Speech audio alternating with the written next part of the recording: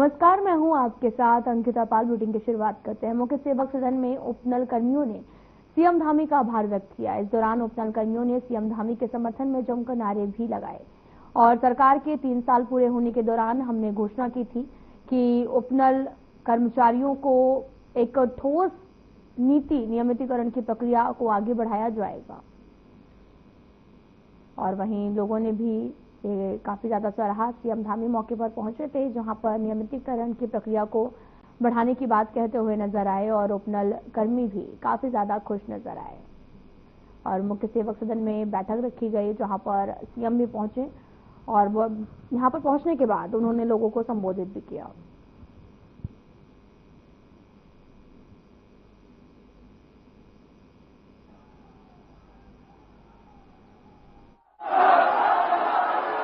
नियमितीकरण के लिए और सेवाओं के लिए संघर्षरत रहे हैं, उनका बड़ा योगदान है। इसलिए अभी पिछले दिनों 3 साल सरकार के पूरे होने के उपलक्ष्य में मैंने घोषणा की थी कि उनके लिए एक ठोस नीति बनाकर उनके नियमितीकरण की प्रक्रिया को आगे बढ़ाया जाएगा, समूहबद्ध तरीके से उसको पूरा किया जाएगा। हम उस दिशा में काम करेंगे।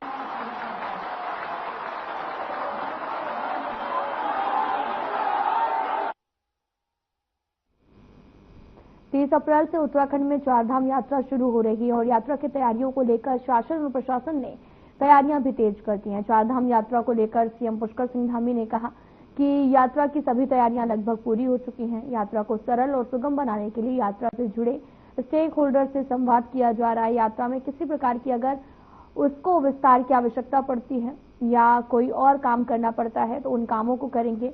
यात्रा को लेकर लगातार बैठकें की जा रही हैं और श्रद्धालुओं को किसी भी प्रकार की परेशानी नहीं होगी। श्रद्धालुओं की सुरक्षा का विशेष ध्यान रखा जा रहा है।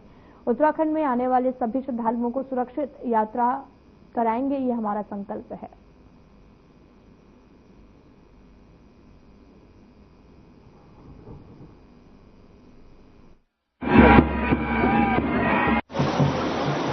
चारधाम यात्रा को लेकर सभी तैयारियां हमारी लगभग पूरी हो चुकी हैं और लगातार समीक्षाएं हो रही हैं। हमारा प्रयास है कि सभी जो यात्रा को संचालित करने वाले हमारे स्टेक होल्डर्स हैं, उन सभी से संवाद स्थापित करके और जहां भी यात्रा में किसी प्रकार की अगर उसको विस्तार की आवश्यकता पड़ती है या कोई और काम करना पड़ता है तो हम वो सब काम लगातार करेंगे, लगातार संवाद बनाएंगे। आने वाले श्रद्धालुओं को, तीर्थयात्रियों को यात्रा में किसी प्रकार का कठिनाइयों का सामना न करना पड़े, उनकी सुरक्षा भी हो। और साथ ही साथ जो हमारे होटल व्यवसायी हैं, टैक्सी वाले हैं, हमारे टूर गाइड हैं, हमारे तीर्थ पुरोहित हैं, जो भी लोग यात्रा को संचालित करते हैं, उन सबका काम चलना चाहिए।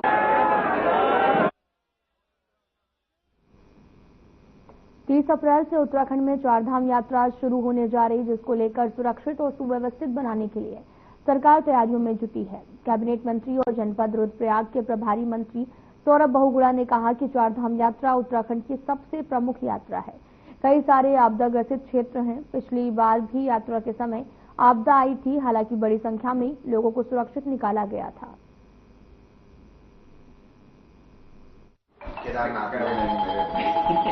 नहीं, देखिए, पूर्ण कोशिश है सरकार की कि जो भी श्रद्धालु उत्तराखंड में आ रहा है, विश्व में कहीं से भी आ रहा है, उसको अच्छी सुविधाएं मिले, सुगम हो उसकी यात्रा। बाबा केदार का उसको, बाबा बद्री विशाल का उसको आशीर्वाद मिले, यमुनोत्री धाम, गंगोत्री धाम का आशीर्वाद मिले। और माननीय मुख्यमंत्री जी ने 10 तारीख को एक समीक्षा बैठक ली थी देहरादून में, और 10 तारीख को ओखीमठ में मैंने भी एक समीक्षा बैठक ली थी चारधाम यात्रा की, जिसमें हमने सारे स्टेक होल्डर्स को बुलाया था। डंडी गंडी वाले थे, हमारे होटल एसोसिएशन वाले थे, हमारे टैक्सी यूनियन वाले थे, एसएसजी की महिलाएं थी, हमारे वहाँ पे जो युवा लोग थे जो प्रभावित होते हैं यात्रा से, जो रोजगार से, वो थे। बहुत अच्छे अच्छे सुझाव मिले, हमने कुछ इनकॉर्पोरेट भी किए हैं। मुझे पूर्ण विश्वास है कि सरकार की प्राथमिकता है चारधाम यात्रा। उत्तराखंड की कहीं ना कहीं शान से जुड़ा हुआ चारधाम यात्रा जुड़ती है। पूरा विश्व की नजर चारधाम यात्रा पे रहती है और हमारी पूरी कोशिश रहेगी कि जो श्रद्धालु आए उनके लिए यात्रा सुगम भी हो, सुरक्षित भी हो। देखिए, सुरक्षा भी बहुत बड़ी एक हमारी फोकस एरिया है, क्योंकि वो कहीं ना कहीं आपदाग्रस्त क्षेत्र है। आपने देखा है पिछले साल भी 31 जुलाई को आपदा आई थी, बहुत भीषण आपदा आई थी। सरकार ने बहुत अच्छा काम करते हुए लगभग 12 से 13 हजार लोगों को सकुशल। चिकित्सकों की कमी से जूझ रहे प्रदेश में स्वास्थ्य विशेषज्ञों की कमी को दूर करने की कवायद पर जोर दिया जाना शुरू कर दिया गया है ताकि मरीजों को दिक्कतों का सामना न करना पड़े। इसी क्रम में स्वास्थ्य विभाग की महानिदेशक डॉक्टर सुनीता ने काशीपुर राजकीय चिकित्सालय का औचक निरीक्षण किया। यहां उन्होंने मरीजों से अस्पताल में मिलने वाली सुविधाओं और इलाज के बारे में जानकारी ली है। इस दौरान उन्होंने कहा कि प्रदेश में चिकित्सकों की कमी को दूर करने को लेकर कवायद की जा रही है।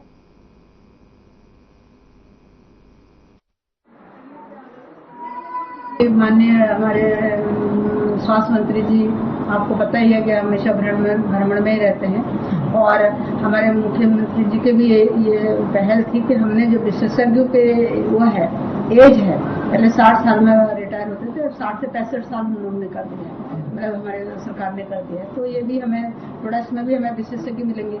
और फिर हमारे जो पीजी वाले जो बाहर से आते हैं स्टूडेंट, उनको लिए भी हम लोगों ने ये करा है कि 2 साल हमारे राज्य में पीजी करने के बाद रहे, तो थोड़ा हम उससे भी गैप भरेंगे। और बाकी हम थोड़ा NHM से और ये अपने संविदा वाले जो इंटरव्यू है उससे भी हम भरने की कोशिश करते हैं। तो लेकिन अभी हमें लगेगा, हमें अभी 4-5 साल ये लगेगा क्योंकि हमारा 50% गैप है। तो ये जब तक विशेषज्ञ हमारे सफिशिएंट ना आ जाए, जो इतने पद हैं, तो तब तक ये थोड़ा हमें समस्या बनेगी। लेकिन फिर भी हम कोशिश करेंगे कि प्रायोरिटी बेस पर जहाँ फुटफॉल ज़्यादा है मरीजों का, जहाँ वो है, तो उसको हम प्रायोरिटी बेस पर वहाँ विशेषज्ञ भेजने की कोशिश करेंगे।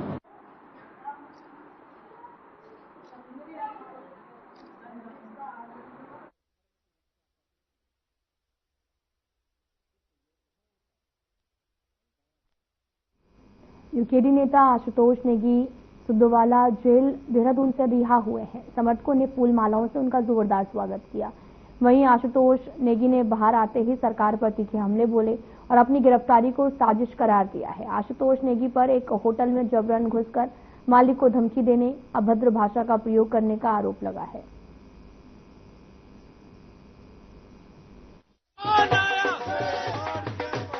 आप लोगों ने लगातार जो है बाहर इस आग को जलाए रखा, लगातार सोशल मीडिया पर, सड़कों पर, ऐसा मैं अखबारों में पढ़ रहा था, दूसरा कोई माध्यम तो मेरे पास था नहीं, लेकिन आपने इस तरह से लड़ाई लड़ी है।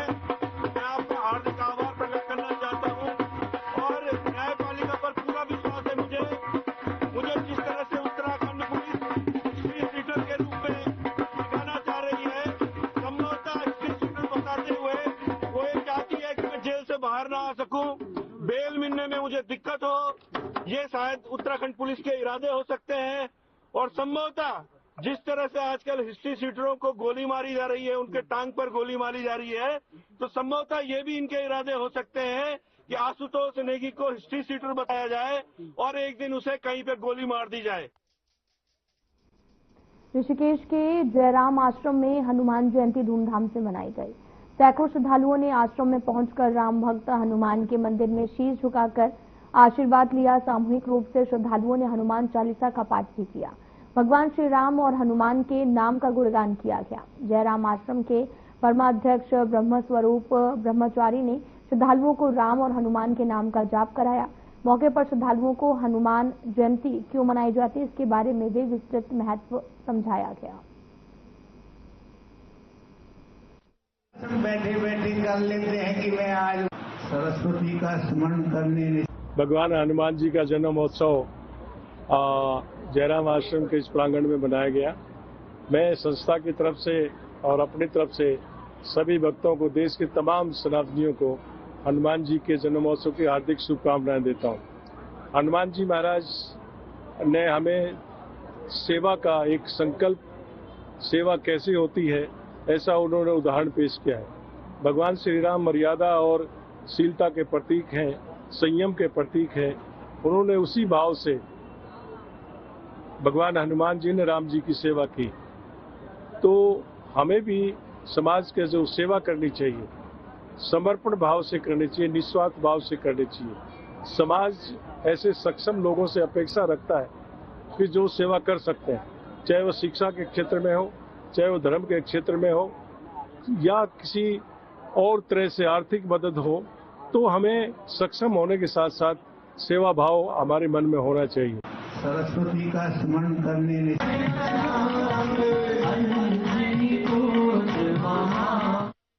दिनेशपुर के निकटवर्ती गांवों में अखंड महानाम संकीर्तन बड़े धूमधाम के साथ कर रहे हैं। इसके अलावा प्रत्येक स्थान पर भंडारे का भी आयोजन किया गया। कार्यक्रम में कीर्तन मंडलियों ने भक्ति रस से सभी को मंत्रमुग्ध कर दिया। इस अवसर पर कांग्रेस के प्रदेश महामंत्री ममता हलदार ने कहा कि अखंड महानाम संकीर्तन एक सराहनीय पहल है जो समाज के आध्यात्मिक और संस्कारों को मजबूत करता है। उन्होंने कहा कि जहां संकीर्तन होता है वहां नकारात्मकता दूर हो जाती है, समाज को धर्म की राह पर चलने की प्रेरणा मिलती है।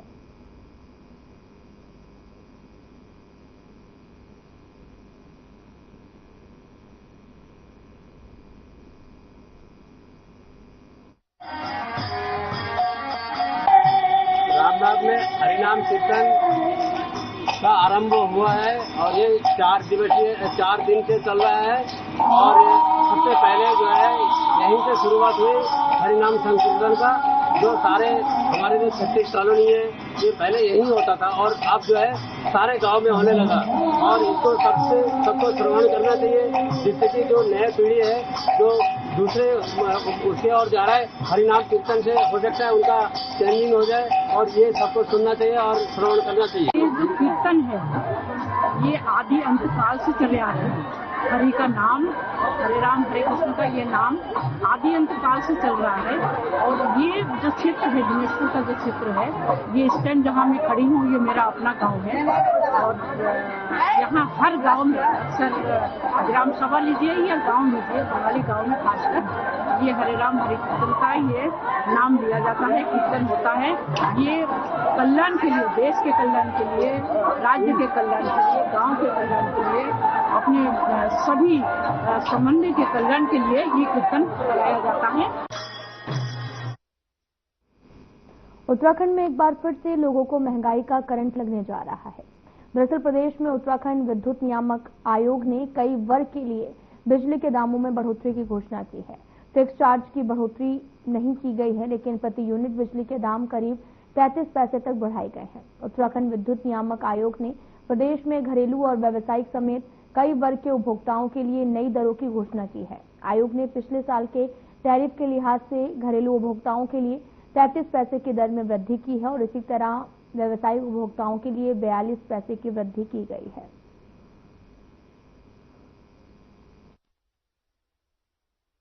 जो ईपीएसएल को देनदारियां थी 605 मतलब 605 करोड़ पिटकुल और जेबनल को देने थे और जो ईपीसीएल ने यह राज सबमिट किया था वो कमीशन ने अप्रूव करने के उपरांत टोटल 11,576.08 करोड़ पाया।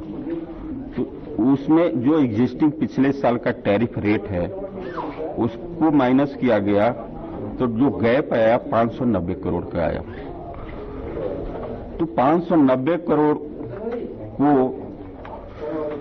एडजस्ट करने के लिए स्लाइटली सब कैटेगरी में बढ़ोतरी की गई, जो कि ओवरऑल अगर देखा जाए तो 5.62% का हाइक हुआ।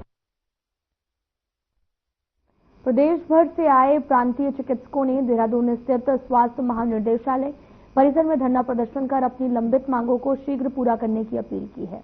प्रदर्शन के दौरान चिकित्सकों ने स्वास्थ्य सेवाओं को मजबूती देने के लिए 3 प्रमुख मांगों को रखा है। चिकित्सकों ने चेतावनी दी कि यदि उनकी मांगों पर ठोस कार्रवाई नहीं की गई तो आंदोलन को प्रदेश व्यापी स्तर पर बढ़ाया जाएगा।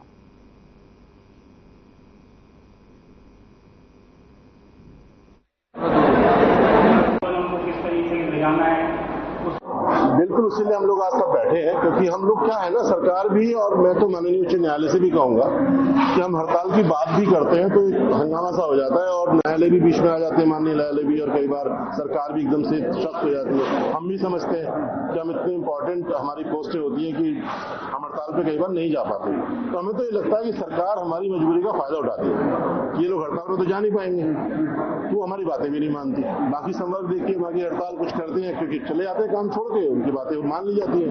हमारी कोई भी बात या तो आधी अधूरी मानी जाती है या मानी ही नहीं जाती। जैसे मुख्य जो लंबित मांगी थी काफी समय से वो उनके कोई भी गवर्नमेंट ऑर्डर अभी तक जारी नहीं हुए हैं, मतलब बार बार 3 साल से वो प्रक्रिया में है, लंबा उसको समय लग रहा है, इसलिए परेशान होके मुख्य आज तो 3 मांगों को यहाँ पे लोग जमा हुए हैं। एक तो 50% स्पेशलिस्ट भत्ता, दूसरा सुगम दुर्गम का निर्धारीकरण और तीसरा हमारा यहाँ पे SDA-CP जो हमारा लंबे टाइम से जो बच रखा है उसको समय अनुसार लगाने के लिए यहाँ पे इकट्ठा हुए हैं। काफी लंबे समय से मांगे थी और जैसे कि आप जानते हैं कि लाइक उत्तराखंड का 70% तो आपका रूरल क्षेत्र ही है और रूरल क्षेत्र में अकेला एक राजपत्रित जो अधिकारी होता है वो डॉक्टर ही होता है जो गांव में बैठा होता है। और गांव में क्या हालात होती हैं, हमारे इंटीरियर पहाड़ों में क्या हालात है, वहाँ पे डॉक्टर जॉब करते हैं काफी समय, वो भी अपना पढ़ाई करने के बाद। तो अगर देखेंगे कि 70% गाँव में जो स्वास्थ्य की जो वो है रिस्पॉन्सिबिलिटी वो इन्हीं डॉक्टर्स के हाथ में है। शहरों में तो आपके अर्बन से प्राइवेट प्रैक्टिस बहुत ज्यादा है, उनको किस तरीके से ले जाना है। कोटद्वार भाबर क्षेत्र की प्रमुख ऐतिहासिक धरोहर में आपको बताते चले कि कड़वा श्रम सर्व प्रमुख है, जिसका पुराणों में विस्तृत उल्लेख मिलता है। हजारों साल पूर्व पौराणिक युग में जिस मालिनी नदी का उल्लेख मिलता है वह आज भी उसी नाम से पुकारी जाती है और साथ ही भाबर के बहुत बड़े क्षेत्र को सिंचित करती है और वही जगह है जहां पर देश के नामचीन चक्रवर्ती सम्राट भरत का नाम जन्म हुआ था और जिन्होंने गुरुकुल महाविद्यालय के संस्थापक और योगीराज के नाम से मशहूर विश्वपाल जयंत सरस्वती को भरोसा दिलाया और इस जगह को विश्व पटल पर पहचान दिलाई है।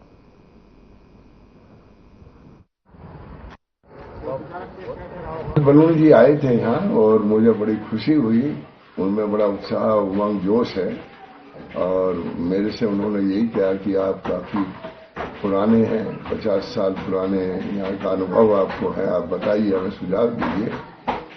तो मैंने भी उनको बताया कि आप एक साइड में ही सारा जो है कण्व आश्रम को एक वो बनाइए, अच्छा बनाइए और उसमें जो है जितना हो सके, गुरुकुल विश्वविद्यालय एक महान था और महर्षि कण्व उसके कुलपति थे, तो इसको भी ऊपर लिया जाए तो ये ज्यादा ऊंचा बनेगा और उन्होंने हमें बड़ा आश्वासन दिया है।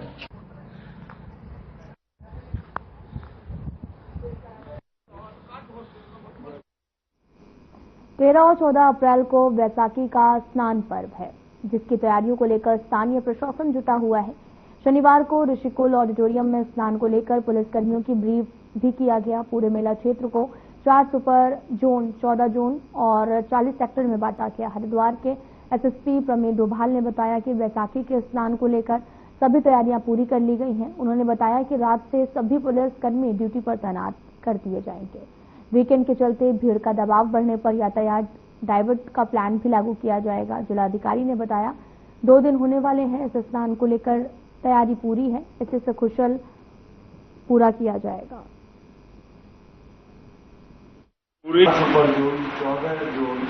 हरिद्वार से स्नान में काफी श्रद्धालु आते हैं संख्या में, तो उनकी व्यवस्था के लिए ही यहाँ पर मजिस्ट्रेट्स और पुलिस व्यवस्था की गई है। तो उसी के क्रम में आज यहाँ पर पुलिस और मजिस्ट्रेट्स की ब्रीफिंग रखी गई है, जिसमें उनको अवगत कराया जाएगा किस प्रकार से उनको अपनी ड्यूटी करनी है। अपनी ड्यूटी को सचेत किया जाएगा ताकि वो अपनी ड्यूटी को अच्छी प्रकार से निष्ठापूर्वक करें, ताकि आम श्रद्धालुओं को किसी प्रकार की कोई दिक्कत ना हो। स्वास्थ्य के लिए भी स्वास्थ्य विभाग को सचेत किया गया है, अफसर्स को एक्टिवेट कर दिया गया है, पुलिस भी लगाए जा रहे हैं। बैसाखी के स्नान को लेकर आज पुलिस ब्रीफिंग हम लोगों के द्वारा की जा रही है और हर वर्ष की भांति इस बार भी बैसाखी में काफी श्रद्धालुओं के आने की संभावना है। पिछली बार रिकॉर्ड लोग आए थे उसमें और उसी के अनुरूप हम लोगों ने जो सुरक्षा व्यवस्था है संपूर्ण मेला क्षेत्र को 4 सुपर जोन में हमने डिवाइड किया है और उसमें करीब 9 हमने जोन बनाए हैं और 40 सुपर सेक्टर बनाए हैं और इसके साथ पीएसी बल के साथ करीब 700 से 800 हमारा जो कर्मचारी है वो इस पूरे मेला ड्यूटी पर लगा है। मुझे उम्मीद है हमारी जो तैयारियां हैं वो पूर्ण हो चुकी हैं। इस सिटी सर को श्री पंकज गहलोत सर। टिहरी गढ़वाल जिले के देवप्रयाग थाना क्षेत्र में बागवान के पास में एक बड़ा सड़क हादसा हो गया है। शनिवार को एक थार एसयूवी अनियंत्रित होकर सड़क से लगभग 300 मीटर नीचे गहरी खाई में जा गिरी है।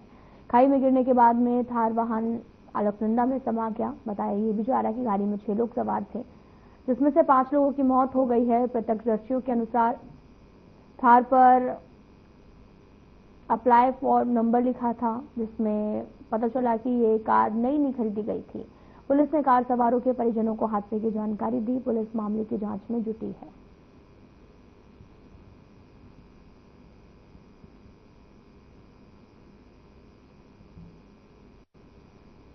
तो वहीं उत्तराखंड राज्य में बढ़ते नशे की प्रवृत्ति की रोकथाम के लिए ड्रग्स फ्री देवभूमि अभियान के अंतर्गत ड्रग्स के खिलाफ लगातार कार्रवाई की जा रही है। इसी क्रम में एसटीएफ की कुमायूं टीम की तरफ से थाना फुलभट्टा जिला उधम सिंह नगर क्षेत्र से अभियुक्त राजू अली पुत्र रहमत अली को 4 कुंटल 34 किलो गांजा के साथ गिरफ्तार किया गया, जिसकी कीमत 86 लाख आंकी गई है। अभियुक्त एक अंतर्राज्यीय तस्कर है जो कि झारखंड से एक कैंटर के जरिए मादक पदार्थ उत्तराखंड ला रहा था, जिसकी खपत रुद्रपुर, गदरपुर, बाजपुर आदि क्षेत्रों में की जानी थी।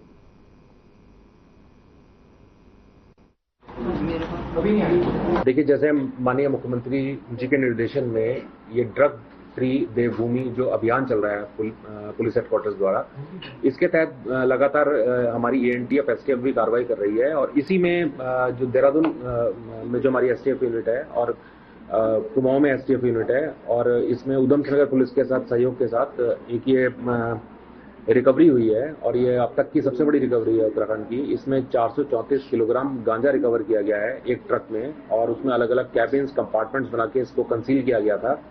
और इसमें एक राजू अली पुत्र रहमत अली लखीमपुर खीरी का एक व्यक्ति अरेस्ट हुआ है। इसे अभी भी हमारी पूछताछ चल रही है। हेलो। प्रदेश बीजेपी मुख्यालय में प्रदेश स्तरीय कार्यशाला का आयोजन हुआ है, जिसमें उत्तराखंड के सीएम पुष्कर सिंह धामी मुख्य अतिथि के तौर पर पहुंचे। राष्ट्रीय महामंत्री राधा मोहन अग्रवाल, बीजेपी के प्रदेश अध्यक्ष और राज्यसभा सांसद महेंद्र प्रसाद भट्ट ने शिरकत की है। सीएम पुष्कर सिंह धामी ने कहा कि डॉक्टर भीमराव अम्बेडकर का बहुत बड़ा योगदान भारत के संविधान में रहा। तमाम प्रकार की चुनौतियों का उन्होंने सामना किया है, जिसमें सामाजिक समरसता और एकता का मंत्र उन्होंने दिया है। उन्होंने कहा कि बाबा साहब के सपनों को साकार करने का काम प्रदेश सरकार कर रही है।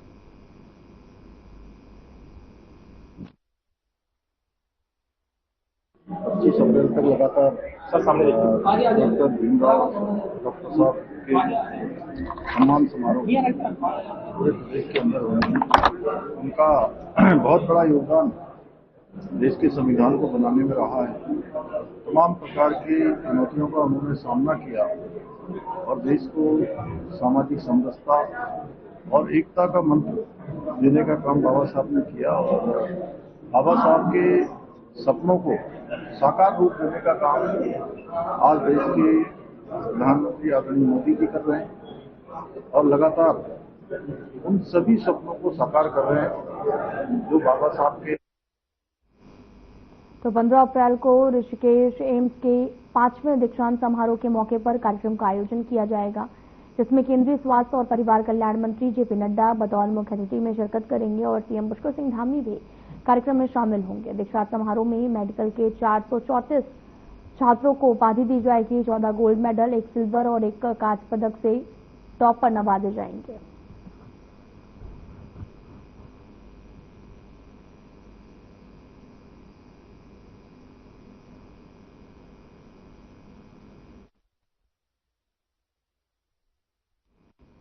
फिलहाल बुलेटिन में इतना ही। नमस्कार।